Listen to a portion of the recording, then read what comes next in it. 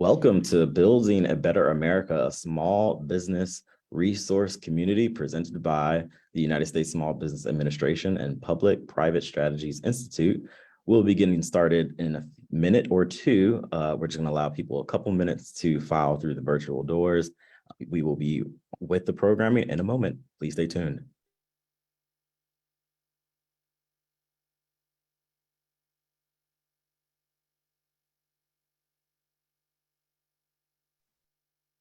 Welcome to Building a Better America, a small business resource community presented by the U.S. Small Business Administration and Public-Private Strategies Institute. We're going to be getting started in just a moment. Please stay tuned and we'll get rolling in about the next 30 to 45 seconds.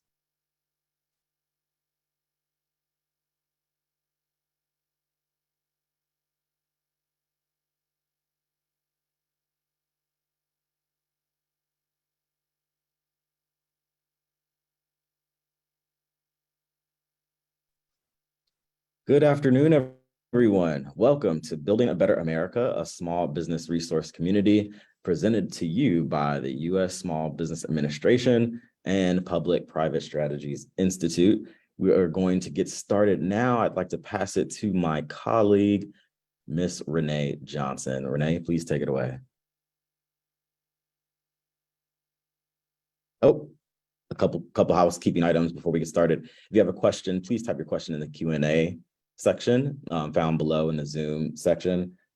Also, the U.S. Small Business Administration does not endorse Public-Private Strategies Institute. This session also is being live streamed and recorded. Also, this is very important. Please do not share any personal information in the Q&A area or anywhere inside of this webinar. No social security numbers, no emails, nothing that is personally identifiable. We're not able to deal with specific issues to your specific business situation, but you will be redirected to resources where you can get those kinds of questions answered towards the end of this webinar. So thank you, and I'd like to turn it over to Renee Johnson. Hello, my name is Renee Johnson. I'm a senior advisor here at Public-Private Strategies, and we want to thank you so much for joining us today at this webinar. We are celebrating the end of Black Business Month, and we're so excited because we're talking about access to capital for minority businesses. And with that, with the Building a Better America series, the goal of today's webinar is to connect small businesses with critical resources and information, including how the Bipartisan Infrastructure Law, the American Rescue Plan, the Inflation Reduction Act, and Made in America may provide opportunities to help your businesses thrive.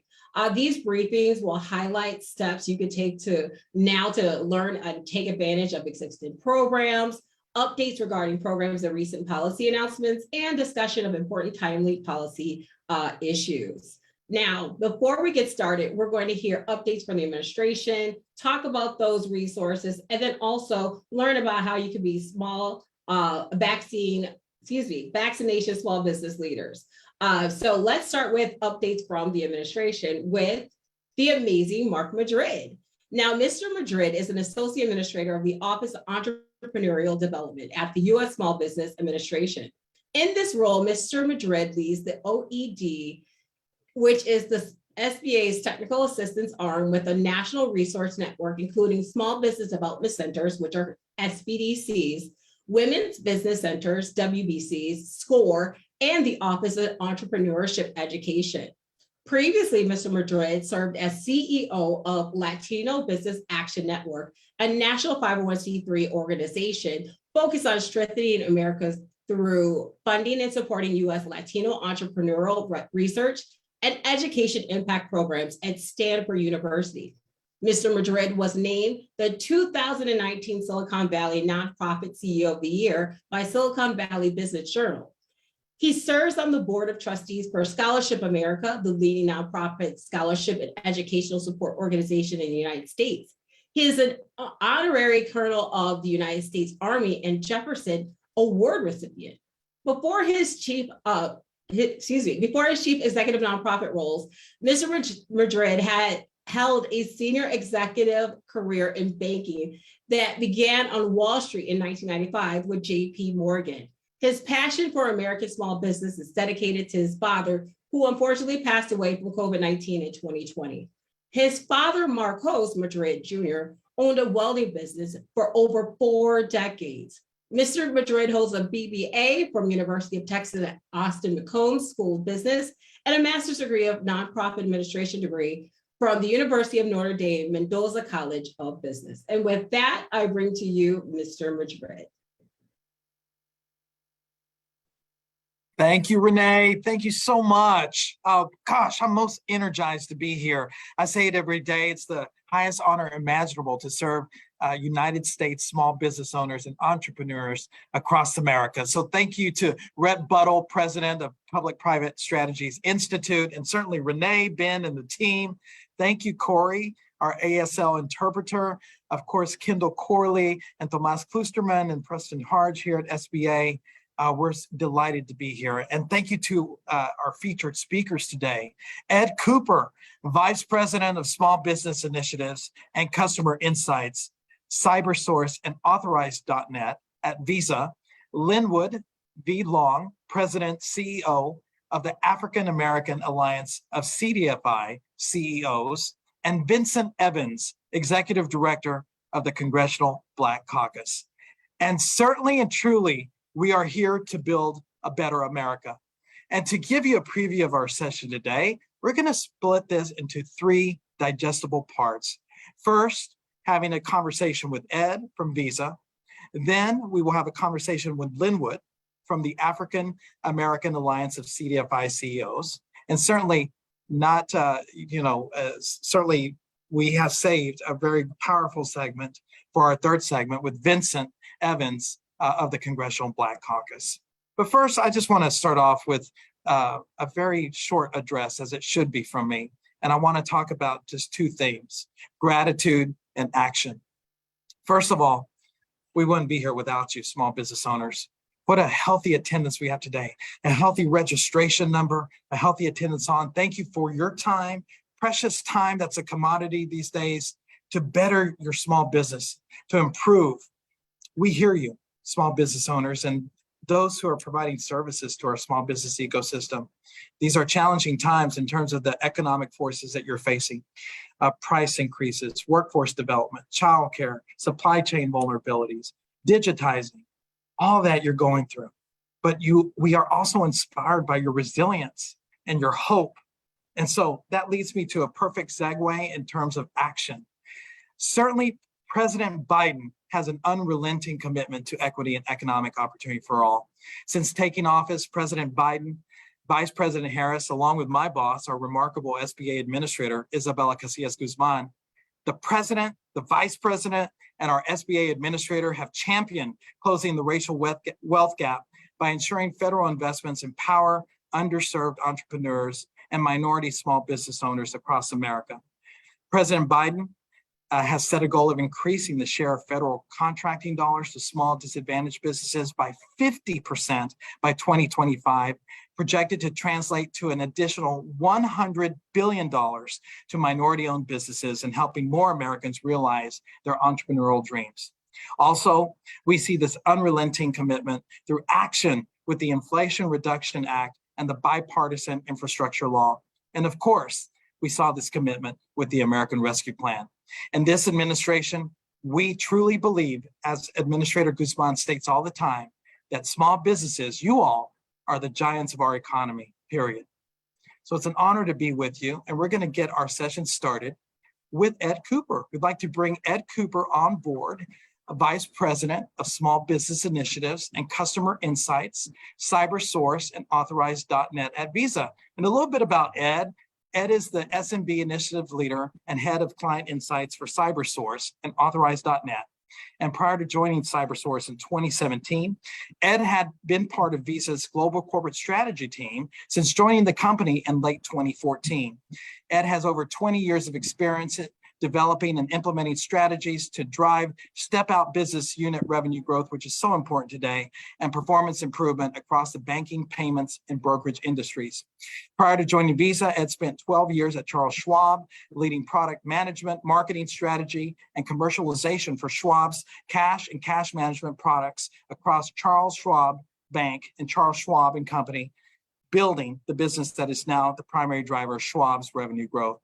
Earlier in his career, Ed was a management consultant at McKinsey & Company and a practicing attorney in Washington, D.C. Ed holds an AB in history from Harvard College, a JD from Stanford Law School, and an MBA from Stanford Graduate School of Business. Welcome, Ed, and thank you for being with us today. Thank you so much for having me, Mark. You got it. Well, you play such an important role, and you have a sweat equity track record of experience supporting our small businesses on the ground. Ed, how did the COVID-19 pandemic affect SMBs, and especially those who couldn't take payments remotely? You know, I don't think it's a surprise to anybody on this webinar that it had a huge impact. It had a big impact, particularly on underserved communities, and especially those small businesses that couldn't take payments remotely in light of health and safety concerns. We know from publicly available data, like an August 2020 study by the New York Fed, that the pandemic drove a really big spike in small business closures. According to that study, the number of small businesses dropped by a record 22% from February to April 2020. The first months of the pandemic, where we were all seeing pandemic-related shutdowns and restrictions. The study found that minority-owned businesses dropped by even higher rates during that period. We know from our own data that businesses were less likely to fail if they could take card payments remotely versus businesses that could only take them in person. Black women entrepreneurs have been among the hardest hit, which is why Visa is focused on providing this critical group of entrepreneurs with capital and coaching that would enable more of them to make an impact with their product or service. So, for example, in March 2021, we launched a partnership with Black Girl Ventures, including $1 million in hyperlocal grants to drive growth to minority-owned small businesses in 6 cities, including Los Angeles here in California. All that said, over the course of the pandemic, small businesses have shown an impressive ability to adapt, rebuild, and get back to business. And those that adapted by enabling their customers to pay them safely, meaning other than in person, were the most resilient. Here's the last point I'll make on the impact of COVID. The shift to digital during the pandemic wasn't a one-time thing. We see the pivot as just an acceleration of trends that have been in play for a while, and they're here to stay. Thank you, Ed, and thank you for also covering what you're doing right now, not only what you covered at the outbreak of the pandemic, but how your enduring solutions can help our small businesses today. And certainly, you talked a little bit about digitization, but it certainly has accelerated among small business owners since the start of the COVID-19 pandemic. How is Visa helping small businesses specifically as they transition to digital, particularly when it comes to digital payments? Yeah, well, Mark, you know, if you don't mind, before I get into some of the initiatives we've taken, I'd like to applaud your efforts, the SBA's Community Navigator pilot program, and its efforts to create a network of trusted organizations, local governments, and community champions to help underserved small businesses navigate resources at all stages of their growth. As a network working for everyone, Visa understands the value of supporting, connecting, and empowering all businesses by providing resources to help facilitate global commerce. So congratulations and thank you for that great initiative, which is just one example of your many efforts. As for Visa, in 2020, we committed to digitally enabling 50 million small businesses globally through partner offers, street team visits in local communities, virtual education seminars, and mentorship opportunities. Our entire Visa Foundation is focused on women's economic empowerment and supporting women and minority-owned small and micro businesses around the world.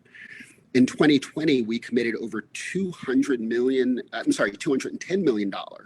in foundation grants to that work.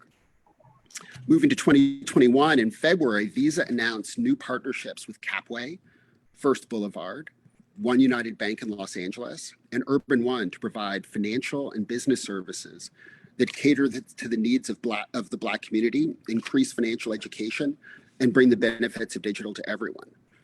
Visa also offers practical business skills, and there's going to be a link to this offered in the chat and also after this webinar, which is a global digital learning platform delivering free, relevant, accessible, and credible online educational resources so SMB owners can make confident, informed decisions to grow their businesses through digital transformation. To date, nearly 500,000 potential entrepreneurs and SMB owners around the world have utilized those resources. Finally, knowing that funding does not always come easily for women and minority small business owners, we've put many of our efforts toward helping there. I mentioned before the support we provided in partnership with Black Girl Ventures. In addition, we offered $10,000 She's Next grants and a one-year I Fund Women annual coaching membership to 60 Black women-owned businesses across 6 cities with the most Black women small business owners in the United States. The support continued with She's Next in Fashion, where Visa provided $10,000 grants and mentorship programs to 50 incredible women-owned fashion and beauty small businesses across North America. We also provided social media partnerships to help fashion and beauty influencers to help them grow their businesses. So our commitment here, Mark, it's broad and it's taken many forms. That's phenomenal. I mean, thank you, Ed, by the way, for your remarks on the Community Navigator pilot program. I also have to give gratitude to our resource partners, our SBDCs, our small business development centers, our women's business centers and SCORE chapters, and of course, our veteran business outreach centers. We're all in this together. I love what you said also about free and relevant and accessible. That's what our small businesses need today. Ed, I want to wrap up with you. This has been wonderful. But access to capital, our focal theme for today, is what makes small businesses in the American economy go. How is Visa supporting entrepreneurs? You've talked about several programs interested in accessing capital to start or grow businesses, particularly in historically underserved communities. And you've mentioned some already, but I'm just curious on anything else that Visa is working on. And thank you for your time. Of course. Well, one thing I'd point folks to is to our small business hub, which we'll also provide a link to, where there are all kinds of resources available there, including, but beyond that, how folks can get access to capital. And again, I'd also put it back to you, Mark. I mean, the SBA provides a lot of really important and useful information on options to get access to capital. So all of that information is available and I think really important and relevant for people to access. Well, thank you, Ed. As Ed mentioned, you're seeing some of this chat right now in real time in terms of the resources that are available at Visa. Ed, wow, that was a great 10 minutes here in terms of you hitting the mark on accessible and free resources, what you've done in terms of true impact through performance indicators. So we thank you and Visa for your part in providing access and digitization to our small business owners and meeting them where they are, frankly. Thank you for your time. Absolutely. All right, small business owners across the land. Now we're going to transition and bring on another friend who I can't wait to talk to and have a discussion with, and that is Linwood V. Long. He is Senior President and CEO, or he's the President and CEO of the African American Alliance of CDFI CEOs. And as President and CEO, Linwood V. Long Sr. leads the day-to-day management, strategic development, stakeholder relationships, financial growth, and administration of the Alliance, a very important alliance. He is also a non-voting member of the board. He has more than 30 years of experience in community economic development, human resources, and business management. He is the founder and former president and CEO of Carolina Small Business Development Fund, a CDFI in North Carolina. Welcome, Linwood. How are you today, sir? Thank you, Mark. I really appreciate this opportunity. And let me thank SBA and Public Private Strategy Institute for making this possible. I think it's a very timely discussion, especially when it relates to access to capital and all the great things that many agencies are doing. Well, thank you. And Linwood, you have a demonstrated track record, and your alliance is very, very important in terms of continuity to capital right now during a time when small business owners need it the most. And in fact, recently, your organization put out 2 great reports, the Black Renaissance Report, and the second one is the annual report. Can you share some information about both? Sure. Let me first deal with first let me say this, that the African American Alliance, to our audience who really does not know anything about us, we are 65 strong, operating in about 35 states, but serving 50 states. It is the only organization that is comprised of Black-led CDFIs across this nation. In terms of the Black Renaissance Report, it really was a business plan of something that we will formally be announcing, and this audience is getting a head start on a $100 million Black Renaissance Fund that will be a capital going to our members, especially smaller and mid-size, that will address some of their capital needs in their deployment. And so that is about the Black Renaissance Fund that we'll be announcing later. In terms of the annual report, I think if one digs into that report, they'll see three things.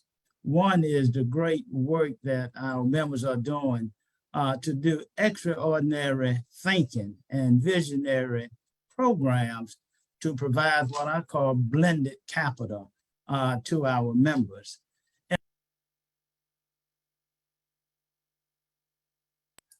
To narrow the racial wealth gap, which is the sort of foundation upon why we began.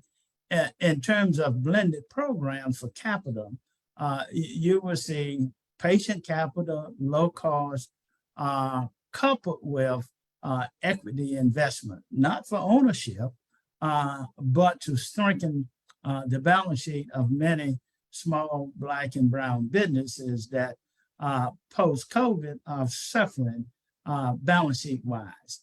The other piece that you will find in the annual report is not only the great work of our members, but also the work that we're doing to lift, we think, important programs, whether it's our women initiative. We have about 25 strong Black women who leads CDFIs within our network. We have an initiative understanding that Black women suffer two problems. One is race, the other gender.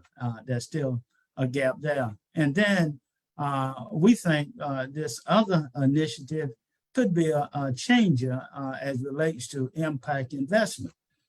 We have the African American Equity Impact Scorecard, which measure the impact investments made in Black community. I often say, are we building organizations? Are we building communities? And we would like to think the ultimate objective of every investment would be to build Black communities. For those who are not afraid to take a look in the mirror, it's a good tool that we think. And the third part of the report is the many champion investors who are supporting the great work that we are doing with our members. So, Mark, that's sort of a good overview of the two reports that you mentioned. Thank you, Linwood. And I'd like to remind the audience, and thank you, Renee, for the chat, that not only are we providing resources and links, directional links here in the chat box, but you all will receive a follow-up email at the conclusion of this wonderful session featuring Ed and now the conversation with Linwood and later on with Vincent. So CDFI certainly have seen the transformation of how significant they are. They've been around, Linwood. But now in the pandemic, they provided relief, literally a lifeline for a countless number of small businesses. So CDFIs are greatly connected to communities and are amazing resources to businesses who are typically not able to find financing for their businesses to thrive. And in some cases to thrive or to survive and thrive and persist. How can a CDFI, the bottom line, help small businesses who seek assistance? Sure. Obviously, when I speak of CDFIs, obviously that there's about 1,500 across this nation, but I speak to the 65 Black-led CDFIs that if you look back in the core of PPP, those 11 of those organizations deployed $4.4 billion in PPP loans to our members, or to small businesses, Black and brown and women across this nation. I often think, what but for these 11 CDFIs had not been in the trenches? What happened if CDFIs did not become the lifeline for many small businesses that banks did not have the time to do the extraordinary work, to go the extra way to help them recover receipts and make balance statements by looking at bank statements. That's sort of defining way that CDFI is not only on Main Street, but they literally help Main Street in ways that people really don't even realize. Well stated, Linwood. And Linwood, as we wrap up your segment, where can people learn more about the Alliance? I know you've mentioned it a couple of times, but I always say, let's use repeat messaging as our friend. Where can they learn more about the Alliance, your work, and how minority businesses can connect to opportunities for funding? Sure, I think that's a great question, and I'm glad you gave me an opportunity. I'm gonna say it slow, www.aaa.org. That's our website. You will find all the great members there. Wherever you located, go to our website. There's a contact information. If you cannot find a member in your state, that contact information will come to me, and I guarantee you that I will match you up with a CDFI. Within our network, we have members who not only are regional, but we have some that are national. And so access to capital is what we do by many of our organizations, whether it's in the housing area, or whether it's financing nonprofit, or where it is the mainstream of financing small businesses. That's what we do. Thank you, Linwood. Thank you so much for Sure. Sharing that light of CDFIs and specifically what you do with the Alliance. We hope you have a great afternoon. Thank you very much. Thanks for having us. And hey, access to capital, #1 issue, and we want to be there to help. Well, thank you. Thank you, Linwood. Well, everyone here, we've heard two great conversations with Visa, of course, with Ed, and now with Linwood with the Alliance of CDFI CEOs, African American Alliance, that is. And now we are going to capstone this session with a conversation with Vincent Evans, who serves as Executive Director of the Congressional Black Caucus. And a little bit about Vincent. In this role, he oversees the legislative policy agenda, manages the external and political affairs of the caucus, and manages the staff and support of the Congressional Black Caucus, the CBC. The CBC, first established in 1971, is the largest in its history, with 59 Black members of Congress from diverse districts across the country. And prior to this role, Evans served as the Deputy Director of the Office of Public Engagement and Intergovernmental Affairs for Vice President Kamala Harris at the White House, where he was responsible for creating and coordinating direct dialogue between the Biden and Harris administration and the diverse American public. He worked at the local, state, and national levels to ensure community leaders, diverse perspectives, and new voices all had the opportunity to inform the work of the president. Previously, Evans served as political director to the vice president on the Biden-Harris campaign during the general election and the campaign's Southern political director during the primary season. Prior to this, he served on the senior staff of U.S. Representative Al Lawson of Florida with a portfolio that focused on state and local issues. And before his role in the Congress, he worked as the aide to Tallahassee City Commissioner Curtis Richardson after running his successful campaign. His experience includes stints working at a government relations firm focused on state legislative matters in the Florida State Senate Democratic Caucus for Democratic leader Nan Rich, and later at a cabinet level state agency. Vincent, your work is demonstrated, sir. Thank you for your service to this country, and welcome to this Building a Better America webinar. Thank you for having me, Mark, and thank you to SBA and private strategies, all of you all's leadership and all that y'all are doing. I'm happy to be here with y'all. Thank you for the energy that you constantly bring. I've certainly been an admirer for many years. Vincent, many people may not be familiar, with the depth of the Congressional Black Caucus or the history behind the need and creation of the CBC. Please speak to the caucus creation and why it exists today. Yeah, so as you said in your opening remarks, the CBC it was founded in 1971, 51 years old this year. Very happy to have 59 members of Congress representing every swath of America, from large urban cities to rural America and everything in between.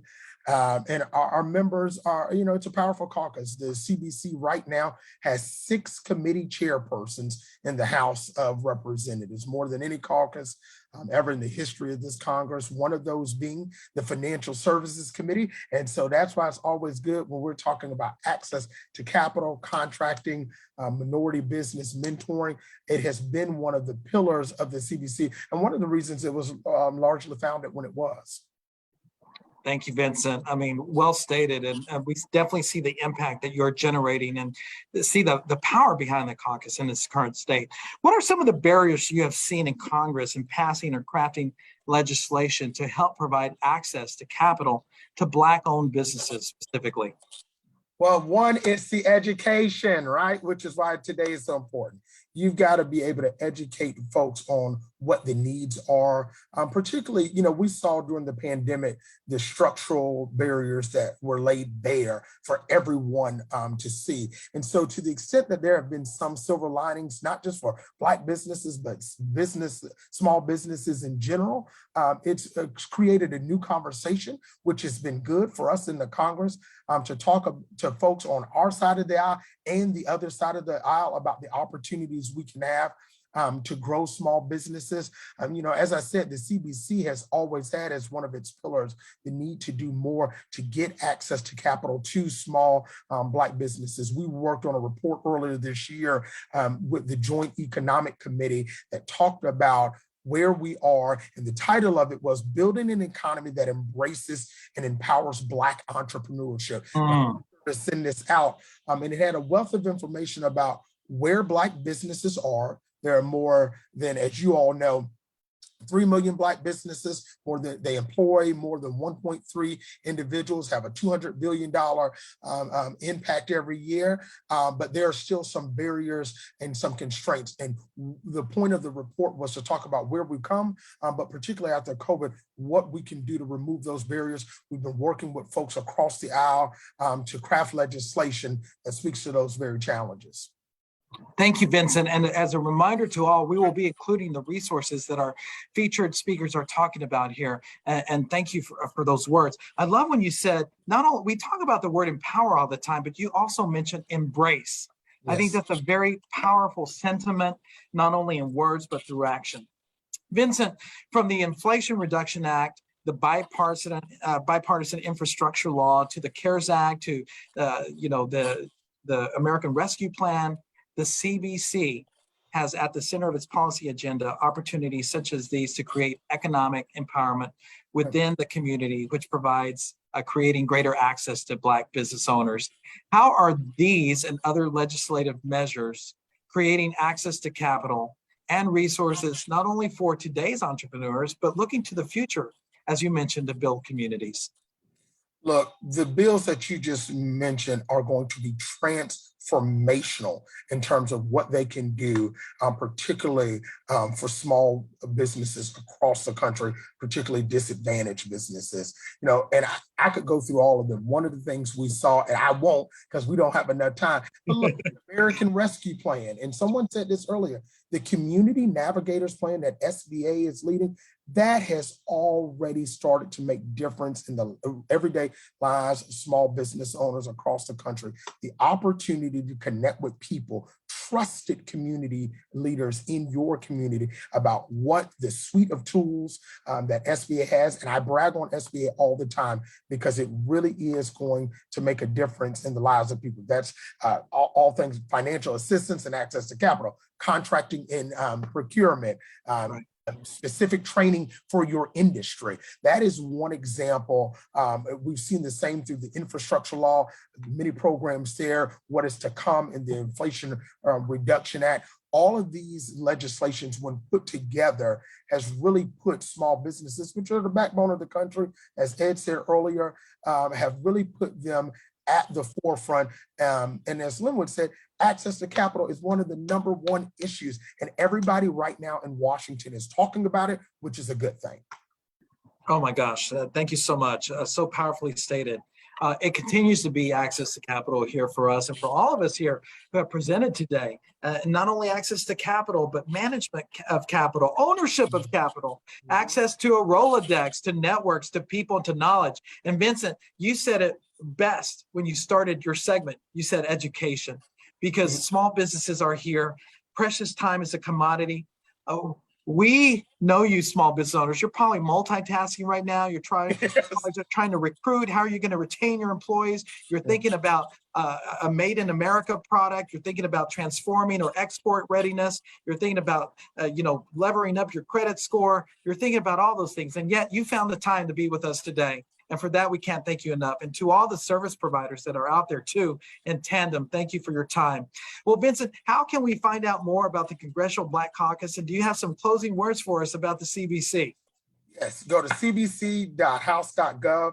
That is our website. We'll be sure to get that information. We have an annual conference in here in September every year where all of these topics that we've talked about are being talked about. It's virtual and in person. So if you cannot make it in person next month, virtual, it's free for everyone to attend. And I really just have to say in closing, a big thank you to SBA and the administration, Mark. One of the things the CBC has been really honed in on is this conversation around access to capital and how we work with SBA. And I have to talk very just quickly about the program that you all did with the National Panhellenic. And for folks who don't know what that is, these are all the Black fraternities and sororities across the country. SBA set up a first of its kind in government program with them.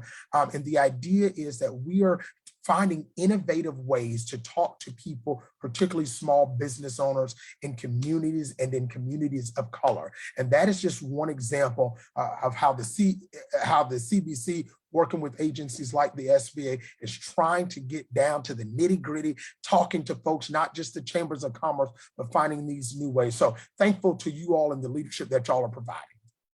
Thank you, Vincent. Well, America, you've heard from 3 powerful speakers that not only had words, but a lot of action attached to their message. So thank you to Ed, to Linwood, and certainly to Vincent here. And I'd just like to close before I pitch it back to dear friend Renee, just with some closing sentiments. As you can see that we're all in this together. That's the bottom line. Upstairs, the administrator always says, we've got to be more customer centric. We've got to be technology forward, and we've got to advance equity. And that's exactly what we're doing. Access to capital continues to be a pillar of our existence. But as I mentioned before, it's not only access to capital, it's management of capital, ownership of capital, ownership of opportunities, increased access to education, resources, knowledge, people, and networks. And so please keep coming back. Thank you to Public-Private Strategies Institute for building a Better America series alongside us at the SBA. We truly mean business because we believe small business is big business.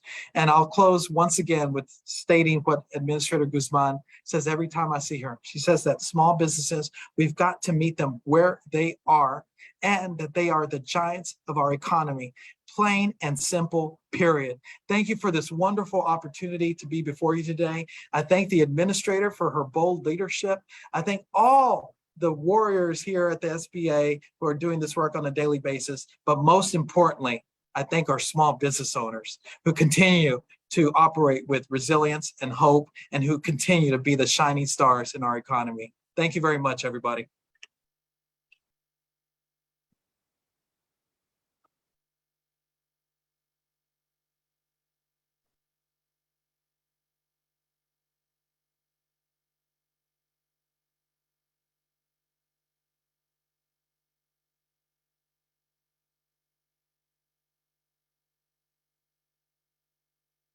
Hey, Renee, you're on mute. Thank you so much. Sorry, I want to thank Mark, Vincent, Ed, and Linwood for all their amazing remarks. We're going to continue on now and go to the Inflation Reduction Law, Bipartisan Infrastructure Law, American Rescue Plan, Paid Family Leave, and Made in America. So about the Inflation Reduction Act. On Tuesday, August 16, 2022, President Biden signed into law the Inflation Reduction Act, the IRA, which is also known as, which will lower costs for small businesses and working families. This is going to make healthcare more affordable, leveling the tax playing field for small businesses versus large corporations, and reducing the deficit. This combats the climate crisis as well. For taxes, the IRA will not raise taxes on the vast majority of small businesses or working families. This law is not funded in any way by personal tax increases on small businesses or working families, making under $400,000, which is roughly 98% of all Americans. The Inflation Reduction Act doubles the refundable research and development tax credit for small businesses, raising it from $250,000 to $500,000. And increased funding for the Inflation Reduction Act will not be used to target small businesses or working families. The IRS will be able to upgrade their processes and focus on areas of challenges for the agency, such as large corporate and global high net worth taxpayers, pass-through entities, and multinational taxpayers. The IRS promised that this investment of these enforcement resources will be designed around the Department of Treasury's directive that will not impact yet. Again, just want to make sure we all know this, small businesses under that $400,000 cap. Now for healthcare, the Inflation Reduction Act will make prescription drugs more affordable without hurting innovation. A recent survey found that more than 80% of small business owners support allowing Medicare to negotiate prescription drug prices, capping out-of-pocket drug costs for seniors at $2,000, and ensuring Affordable Care Act premiums are affordable for families and their businesses. The Inflation Reduction Act will provide a 3-year extension, which is going to be through 2025, of enhanced subsidies for small business owners who are buying their own health coverage on the Affordable Care Act marketplaces. This is going to extend temporary subsidies, preventing out-of-pocket premium payments from rising across the board next year for virtually all 13 million subsidized enrollees. And then marketplace subsidies are still in place when the Medicaid maintenance of eligibility ends, and many people disenrolled from Medicaid could find similarly low-cost coverage on the ACA marketplace. So this is great news as well. Now for clean energy, this is particularly for those who are in this industry, which I know there are quite a few of you small business owners here. There are new restored solar PTC could be more valuable than the ITC for large scale, more efficient solar power generation projects. Transferability for tax credits will be particularly significant for smaller project developers and will enhance the value of credits for larger developers, but tax equity will still be used in some cases to monetize accelerated depreciation. The new 45X credit for manufacturing solar cells, wafers, modules, etc., is a game changer that will spur US solar manufacturing to a degree that may not yet be fully appreciated. Now, we're talking about the bipartisan infrastructure law that was signed on November 15th in 2021 by President Biden. The Infrastructure Investment and Jobs Act into that law, making a historic investment of $550 billion in new funds for large infrastructure projects, supply chains, broadband, and drinking water. The impact of small businesses will expand access to tens of billions of dollars to federal, state, and local government contracts. The U.S. Department of Transportation to award more than $37 billion to federal contracts.